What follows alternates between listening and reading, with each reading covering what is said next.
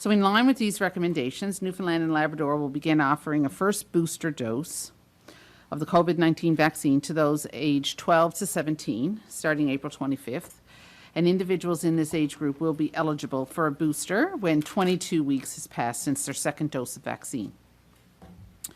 We will also be offering a second booster dose to those aged 70 and older, those in a congregate living setting for seniors, such as long-term care, personal care home, community care home, or assisted living facility, and anyone aged 18 and older who identify as Indigenous or live in a remote or isolated Indigenous community. Individuals in these groups may have an increased risk of severe disease from COVID-19 infection, and they will be eligible for a second booster dose when at least 20 weeks have passed since their, since their first booster dose. So for example, if you received your first booster dose on December 23rd, then you're going to be eligible for your second booster dose on May 5th. Regional health authorities will begin offering second boosters to those living in congregate living facilities in the very near future. When these are substantially completed, appointment-based clinics will open. Individuals will be able to book appointments online or by telephone starting April 25th. We anticipate that the majority of people will become eligible for second booster doses in May or June.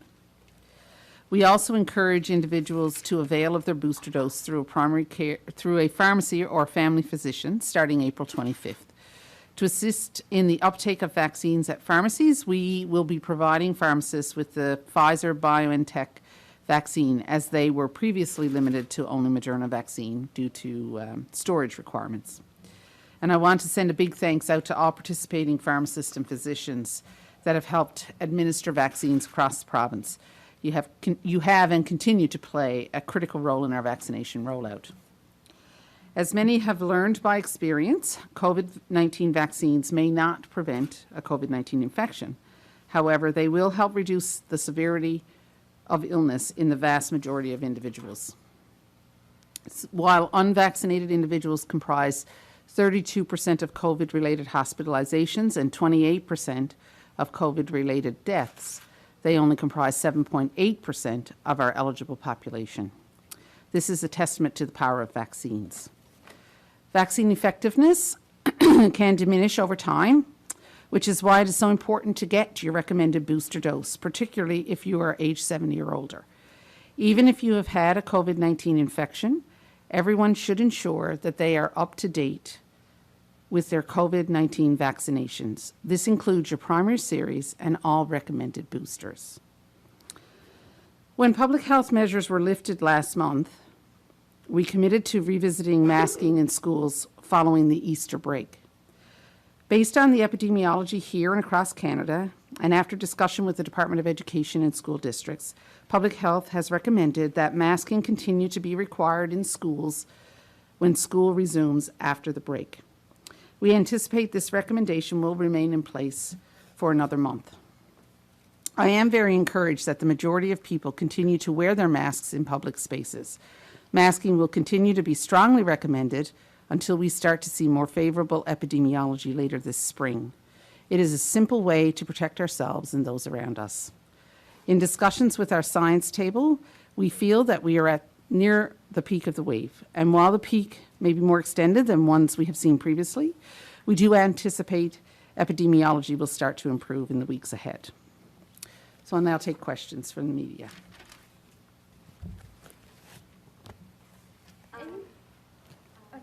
Any indication if people younger than age 5 will be able to get vaccinated at any point? So those studies are ongoing, and I'm sure the vaccine companies are working through that, but we don't have any information about when those things may be available at this time. No. With more fourth doses now, I guess, being administered, will, I guess, more staff have to be diverted from, to do this, and will that cause an issue for the healthcare system right now? So, certainly that's something that we have to consider when it comes to delivering fourth doses, and the regional health authorities are working through those plans at the moment. But we are trying to get healthcare back up to where it was before, and we certainly want to make sure that, people are able to get their necessary appointments and things like that. So it is something that the health authorities are going to have to work through, but they are certainly looking at those plans right now. Do you see any of the clinics that were closed reopening due to this fourth dose? The vaccination clinics, you mean, the mass vaccination clinics? I think that's certainly part of the consideration that the regional health authorities will have to make. And again, that's going to take a little bit of time and a little bit of planning. And so we certainly, I certainly don't want to presume to speak for them, but I would not be surprised if that happened. You mentioned that 12 to 17-year-olds can now get their booster, but what about 5 to 12-year-olds? Yes, so there's no booster recommendation from the National Advisory Committee on Immunizations at this point for that age group. And some of those studies are still ongoing. So, the vaccine companies are looking at that as well as, I'm sure, other groups. But at this point, it's mainly for the 12 to 17. Do we know how many healthcare workers are currently in isolation now? The last I heard, it was around 400, but that may need to be confirmed. Do you know what percentage of the population has contracted COVID at this point? Percentage-wise, I think, well, we're up to somewhere around 37 to 40,000 infections that that are confirmed infections that we know about. And we certainly know that it's probably 4 to 6 times that amount of people who have actually tested positive. So, that's upwards of probably 160 to 200,000 people. There's one estimate of something like 46% of the population is tested positive. Do you think that is fair? So I guess, well, I don't know if 200 would be quite 46, but it's getting up there for sure. Yeah, I think some seroprevalence studies have shown that that's, between 30-40% is around where we're seeing it in some other areas. And so, I wouldn't be surprised that we're getting up to that point. But. We hear a lot of questions about long COVID. What are your thoughts on long COVID? Is it something we're going to have to deal with in the future?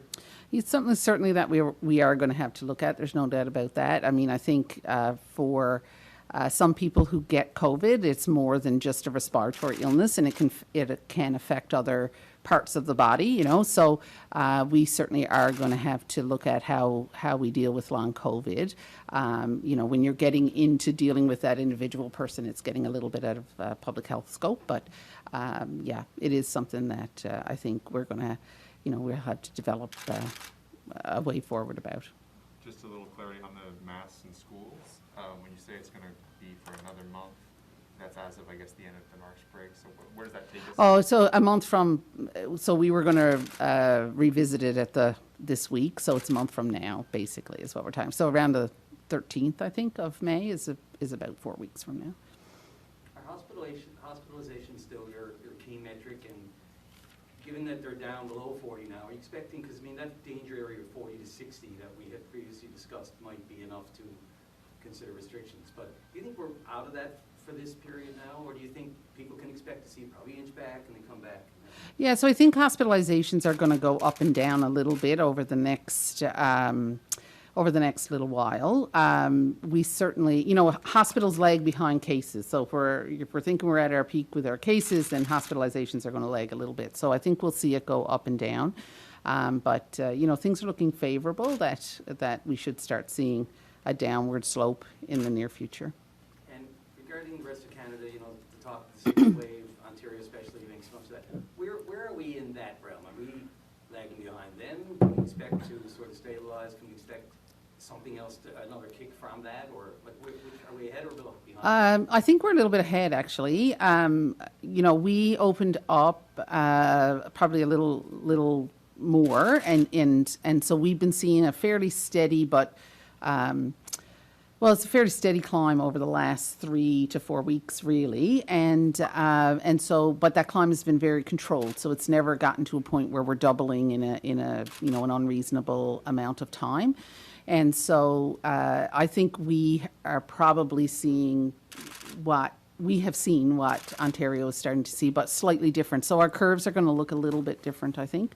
It's not going to look quite the same, but I think part of the reason why we want to hang on to masks for another little while is that we want to make sure we're well and good on that downslope before we lift, we stop recommending those measures. Will boosters sort of become an annual thing going forward? That's it's a difficult question to answer at this point. I mean, certainly what we have seen to date is that the immunity that comes from boosters is it can wane the further out you get from your dose. It can also wane the further out you get from infection, right? So that's pretty normal. That happens with a lot of different things. And certainly, part of the reason that we manage to, we get other coronaviruses, for example, that cause colds. You get them year after year, and then eventually you build up your immunity, and then you go for years and never have one until you have kids, and then, then you're exposed to it again and you get colds again, and then you build up your immunity again.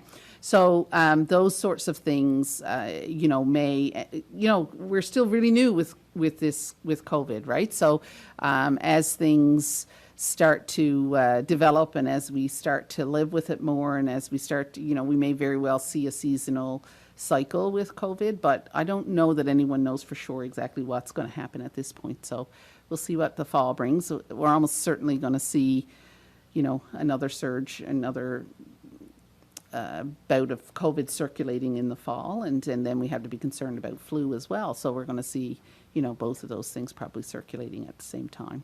With that in mind, is it possible that restrictions could increase again in the fall? I mean, that's certainly not our goal at this point. Our goal is to try to manage things in the least restrictive way possible. And so, that's why vaccinations and being up to date with your vaccinations. So not just your primary series, but also whatever boosters are recommended. That's really important. And just, hopefully by the time the fall comes, we'll all have those measures strongly entrenched, that we keep our contacts low and we try to reduce our own risk for spread of the disease. So we'll see what the fall brings. Certainly we're planning, we're making all kinds of contingency plans. So we're planning for something that circulates like Omicron. We're also planning for something that's a worst case scenario. So that's what we have to do, because we need to be ready for every eventuality, I guess. What would be a worst case scenario? Like, what's the worst case scenario? See, I knew I shouldn't have said that. I don't want to go down this road because it's, that scares people. But, certainly we have to be cautious. COVID has tricked us before many times. So it was kept us on our toes, I suppose. And we do have to watch out for a variant that may be more transmissible than what we're seeing right now, than the Omicron. And of course, the thing that we're obviously going to be really watching for and are concerned about would be if we had a variant that was significantly able to evade vaccines, right? And so that vaccines wouldn't be as protective. So those are things that we're watching for very carefully. We don't see that at the moment. I need to make that very clear. But those are kind of the things that you have to consider when you're planning for something like this. On the fourth dose, is there any departure at all from the NACI recommendation in this province? Not really. No, we've tried to stick with as we have all along. We've tried to stick with NACI. Certainly, they've steered us straight up to this point, and their recommendations are certainly looking at the best evidence that's available. So it's essentially so NACI made some strong recommendations and some discretionary recommendations, and we've taken all of their recommendations into account. Yeah. Any recommendations for families, I guess, gathering over the Easter weekend for larger gatherings? Well, as we've always said, just make sure you keep your contacts low. Make sure you wash your hands well. Get outside if you can. That's really helpful for reducing your risk. And if you're sick, stay home. Don't just for a lot of people, they think COVID is a cold. But COVID is a cold for a lot of people for a number of reasons. Yes, it's a milder variant, we feel, but at the same time, you know, most of our population is vaccinated, and so the vaccines are doing their job. And so part of the reason why this is a mild illness for most people is because they have their vaccines. So you need to, you know, there may be people in your group that may not have as good an immune system, so you need to be careful about that. And if you are feeling sick, you really should stay home. And even if you have minor symptoms, you really should stay home and not be socializing with people at this point. You know, just try to keep all those things in mind as you go out and try to spend some time with your friends and family. Is there an opinion, scientific or otherwise, on what's the more riskiest or what would be the preferred? Like if we had to, say, live with Omicron going forward, and there were no other variants, and I know that's hypothetical, but versus a Delta. So you have the more transmissible but less severe versus more severe but less transmissible. Has there any been, you know, a scientific opinion on which would be healthier? So I think, you know, obviously, there's a couple of things that you have to think about in that situation. So one is how does it affect your health system capacity, for example? And certainly a virus that's more transmissible, just by even if it's milder, by sheer numbers can still potentially overwhelm your health system, right? Which is what we saw with Omicron, milder variant, more cases you can overwhelm. So you have to be careful of that, as opposed to one that's a little less transmissible. You know, you may not see as many people. So even if it's causing more severe disease, you may not see the same level of capacity concern in the hospitals because of that lower number of people who actually have the disease. So, and obviously from an individual point of view, it's always better to have a disease that's less severe. But you know, we think about things in public health. We think about things on a population level.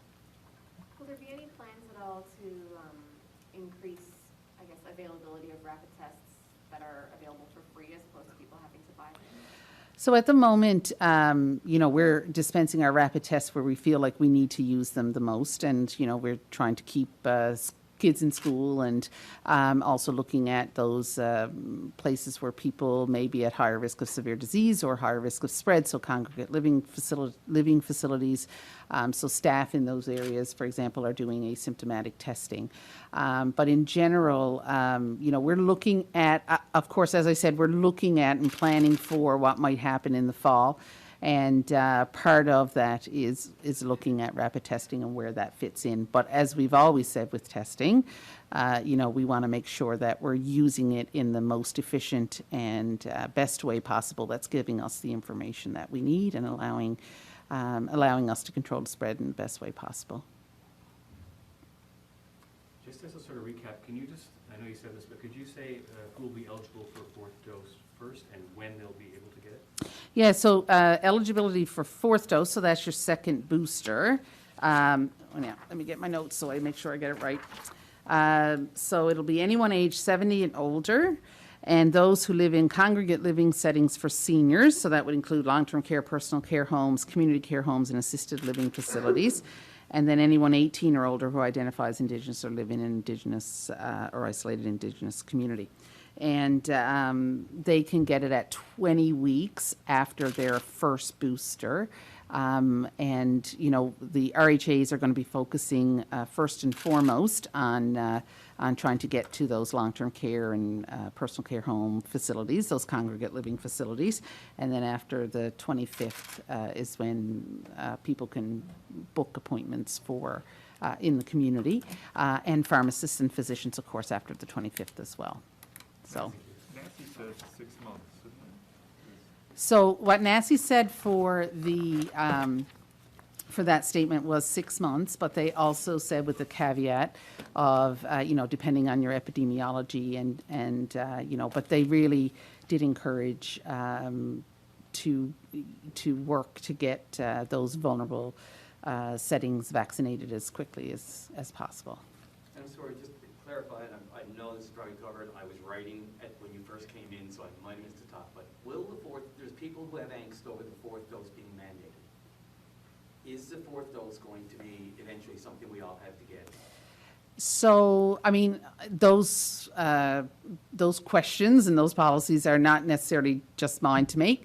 And, you know, so what we are recommending at this point is that everybody be up to date with their COVID-19 vaccine. So that includes your primary series as well as any boosters that you're recommended to have. So if you're 12 to 17, the booster is, your first booster is recommended, and then if you're over 70, then your second booster is recommended. So we're really, I mean, our strong recommendation is that you be vaccinated such that you're up to date. With regard to mandates, the first booster was not mandated, so I certainly can't speak to what policies may develop as time goes on, but we're not having discussions at this point. Yeah, I was just thinking public sector workers, people who do have, mandated in place that they had to get vaccinated in order to be able to work. Yeah, so there's a mandate in place for them to be considered fully vaccinated, which is your primary series, but there's no mandate for boosters at this point.